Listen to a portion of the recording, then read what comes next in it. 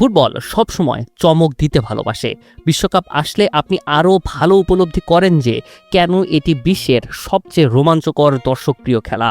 এটা এমনই এক খেলা যেটা এক ঝলকেই একটা পুরো জাতিকে চরম অস্বস্তিতে ফেলে দিতে পারে, আবার সেই এক ঝলকেই সব কিছু মুছে দিয়ে আপনাকে খুশিও করে দিতে পারে। পুরো ব্যাপারটা সাক্ষী ডালাসে নেদারল্যান্ডস বনাম জাপানের ওই ম্যাচ। আপনি জানেন খেলার স্কোরটা 2-2, ম্যাচটা ড্র, কিন্তু এই 4টা গোলের সবগুলোই হয়েছে শেষ 45 মিনিটে। সামান্য এই ড্রয়ের নাটকীয়তা বুঝতে হলে, জানতে হলে আপনাকে ঢুকতে হবে আরও গভীরে। ভিশন QD মিনি LED টিভিতে আছে MEMC এবং DBX টিভি সহ লেটেস্ট সব টেকনোলজি। Vision television. বিশ্বকাপে আসার আগে টানা 3 ম্যাচে নেদারল্যান্ডস ওপেন প্লে থেকে গোল করতে ব্যর্থ হওয়ায় কোম্যান হতাশ ছিলেন এবং এবারও সেই সমস্যার সমাধান হবে বলে মনে হচ্ছিল না। আসলে 4টা অ্যাটেম্পটের 3টি এসেছিল সেট পিস থেকে। তারপর সেকেন্ড হাফে ফন ডাইকের এক চমৎকার কোনাকুনি হেডারে বলটা জালে জড়ালো।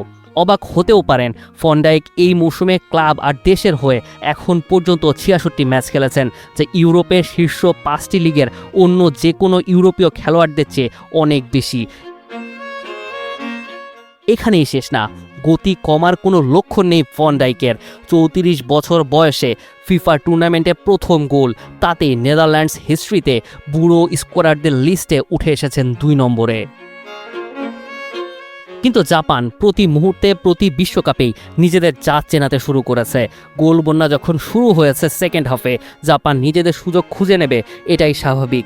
কারণটা অদ্ভুত, বিশ্বকাপে জাপান বিরতির পর এক ভয়ানক হুমকি। তাদের শেষ 10টা গোলের 9টি এসেছে এই হাফ টাইমের পর, আর তাই তো মাত্র 6 মিনিটেই সমতায় ফিরল জাপান। যখনই জাপান ম্যাচে কিছুটা ছন্দ খুঁজে পাচ্ছিল, তখনই ওই যুক্তিহীন জলপানের বিরতি জাপানকে ব্যাকফুটে ঠেলে দিয়েছে। এ যেন শীতাতপ নিয়ন্ত্রিত এক স্টেডিয়ামে শুধুই বিজ্ঞাপনের কাছে বিক্রি হওয়ার পথে ফুটবল। হাইড্রেশন ব্রেক থেকে ফিরে জাপান যখন ডিফেন্স সামলাতে হিমশিম খাচ্ছিল, ঠিক তখনই নেদারল্যান্ডসের আরও একটি গোলে স্কোরবোর্ড হয় 2-1। তারপর জাপান খেলাটা শেষ করেছে নাটকীয়ভাবে। বাঁ প্রান্ত থেকে নেওয়া একটা জোরালো কর্নার থেকে কামাদার হেডে 88 মিনিটে ইকুয়ালাইজার জাপানের। আর এভাবেই ম্যাচটা হয়েছে ড্র, কিন্তু তাতে গ্রুপ এফ এর শেষ পর্বের খেলাগুলোতে কোনো না কোনো নাটকীয়তা প্রায় নিশ্চিত। সবশেষে মজার একটা তথ্য, 2014 সালে জার্মানি ও ঘানা ম্যাচের সেই 2-2 ড্রয়ের পর এটাই প্রথম বিশ্বকাপ ম্যাচ যা প্রথমার্ধে গোলশূন্য থাকার পর ড্র হয় এবং যেখানে দুই দলই সেকেন্ড হাফে 2টি করে গোল করে। এখন দেখার বিষয়, পরের ম্যাচগুলোতে জাপান, সুইডেন, তিউনিশিয়া আর নেদারল্যান্ডস থেকে কারা পরের রাউন্ডে পৌঁছায়। মুনিম শাহরিয়ার, 71।